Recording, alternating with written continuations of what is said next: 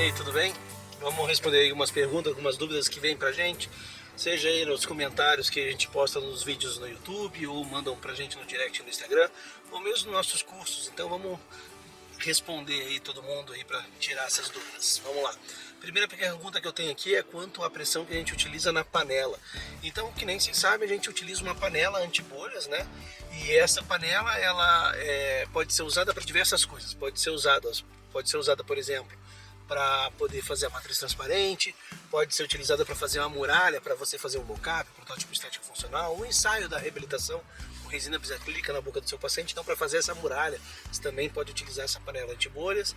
Você também pode utilizar para fazer provisórios em acrílico, ou reembasamento de próteses totais, ou próteses parciais, tá?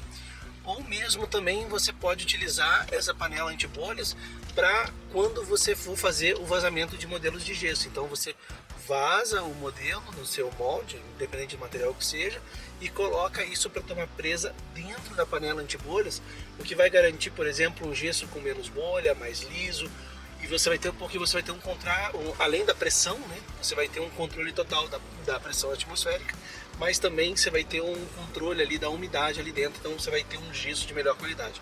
Então, seja para gesso, para acrílico, para materiais tipo silicone transparente ou muralhas, o uso dessa panela anti-bolha melhora a qualidade desses materiais no final do seu tempo de polimerização, do seu tempo de presa.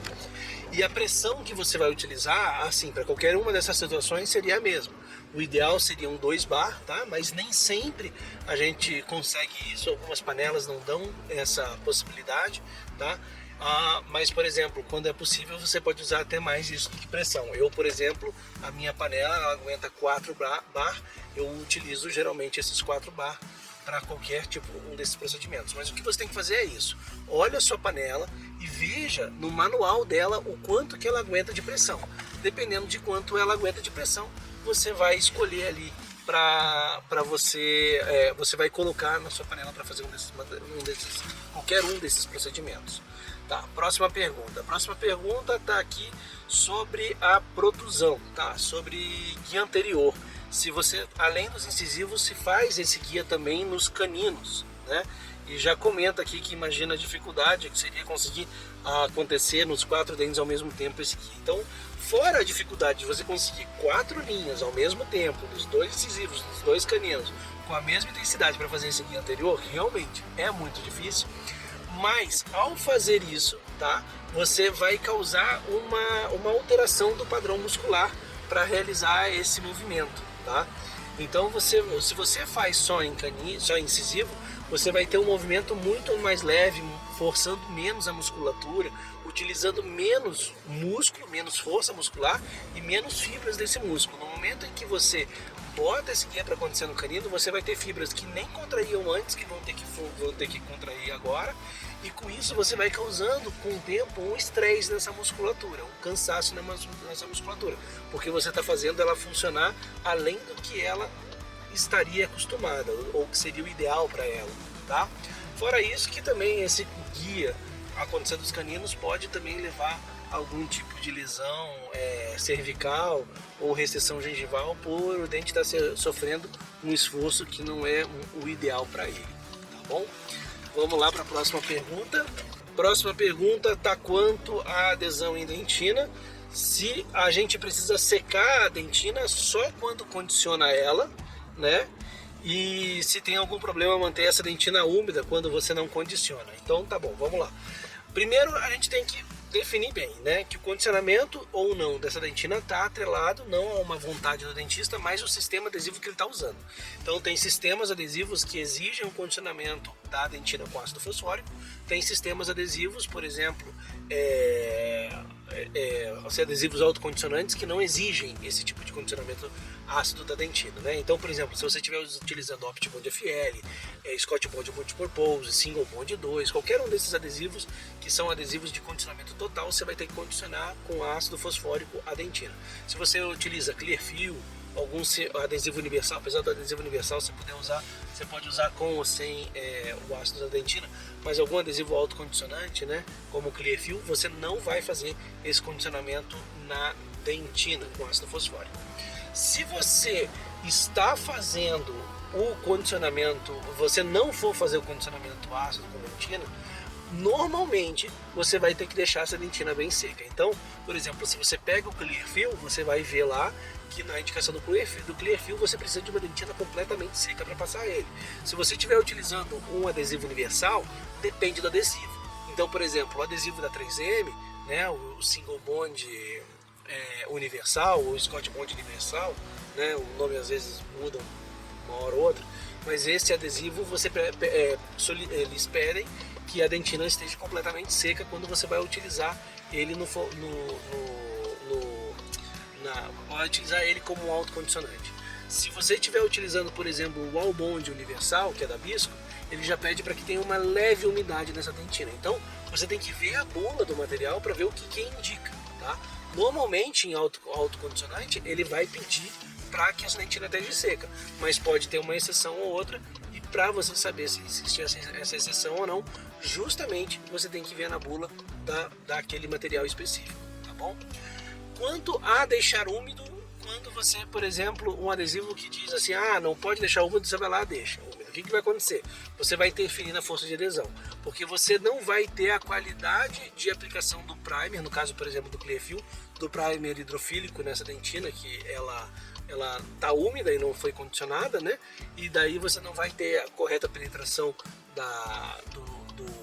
do primer nessa dentina, você não vai ter uma formação de camada híbrida consistente, ela vai ter acúmulo de água nela, isso vai levar a uma degradação mais rápida, então isso vai interferir tanto na força de adesão como também na longevidade da sua adesão. Então, não. Se você trabalha, né, a não ser salvo exceções indicado pelo próprio material, você não pode deixar essa dentina úmida, tá bom? Próxima pergunta, quanto à prova de cor? Então você vai fazer a TRI e quer fazer uma prova de cor para poder escolher a cor ali do seu paciente. Como você faz a matriz para fazer essa prova de cor? Então vamos lá. Normalmente você vai fazer uma matriz, uma pequena matriz transparente para você fazer esse teste de cor antes de fazer a reabilitação em resina, e você vai fazer isso, por exemplo, fazendo de incisivo lateral e incisivo lateral. Por que assim, incisivo lateral? Porque assim, pelo menos, você vai ter dois dentes para você fazer dois testes de cor. Você faz o teste de cor em um incisivo e no outro incisivo. E tem os outros dentes ali para dar uma estabilidade ali na matriz, tá? Se você fizer só em um dente, por mais que os outros dentes estejam encerados, né? Se você faz uma matriz muito curta, pegando só ali certinho na distal dos dois incisivos, você vai ter dificuldade de posicionar ela. Pegando um pouquinho mais, pegando também ali os laterais de cada lado, você vai ter uma estabilidade um pouquinho melhor dela para poder fazer esse teste de cor e ter certeza aí do resultado da cor que você quer fazer a sua reabilitação para o seu paciente. Vamos lá, próxima pergunta é em relação a o paciente com o protótipo estético funcional com bisacrílica, né? Se o paciente fica por 24 horas ou se remove na mesma consulta, ou se já vai fazer a resina em sequência, como é que fica? Então assim, o protótipo estético funcional é o ensaio da sua reabilitação, né? Então você pega o enceramento, copia ele e leva para a boca com uma resina bisacrílica para você poder avaliar tanto a questão estética como a questão funcional, se aquela reabilitação está coincidindo com as necessidades do seu paciente antes de você fazer com a resina composta de forma definitiva, tá bom? Eu, Renato, faço essa bisacrílica, provo ela, avalio tudo no tempo da consulta. Acabou a minha consulta, eu removo e mando o paciente embora. Tá? Eu não gosto de paciente que vai embora com a resina bisacrílica. Tem um outro paciente que é dentista e daí pede para ficar um pouco, daí ele mesmo tem condição de tirar em casa, e daí tipo assim, até pela compreensão de como funciona tudo, eu, às vezes até acabo deixando, mas eu não gosto. E por que eu não gosto disso? Pelo seguinte, muito dos nossos tratamentos são experiências, tá? É a experiência que o paciente tem ali em relação ao tratamento, e ele vai levar aquela experiência como sendo do tratamento algo bom ou algo ruim. O paciente está numa situação onde ele está provando a reabilitação com uma resina bisacrílica, que não é o material mais liso e mais polido, que não é o material mais confortável em relação ao gosto, que deixa na boca e tudo mais, e ainda tem excessos e todos os dentes unidos. Por mais que você trabalhe muito bem, né, ali com a bisacrílica, fica excesso e os dentes todos unidos. Então, ele não traz um conforto para o paciente, aquela bisacrílica, principalmente se ele vai para casa, vai comer e tudo mais. E o paciente, alguns pacientes, por mais que você tente orientar, né, passar para ele direitinho tudo como que funciona, alguns pacientes acabam levando isso como se a restauração definitiva também fosse ter essas características. E isso acaba não sendo bom para o tratamento. Então, fazendo consultas mais curtas, onde você já faz a análise, você tira esse material da boca do paciente, você evita que ele faça essa autoavaliação, né, errada do material e de como vai ficar o tratamento. Então, assim, eu deixo essa resina só o tempo necessário durante a consulta para eu fazer a avaliação, acabou, removo e pronto, segue-se o tratamento do nosso paciente ali. E daí, na próxima, se for necessário, vai fazer algum ajuste no ensinamento, senão na próxima consulta já está marcado, né, para fazer a reabilitação definitiva do paciente, mas ele aguarda todo esse momento sem nada na boca, né? Já tira na mesma consulta e depois só vai ter ali os dentes mudados, alterados de forma definitiva, tá bom?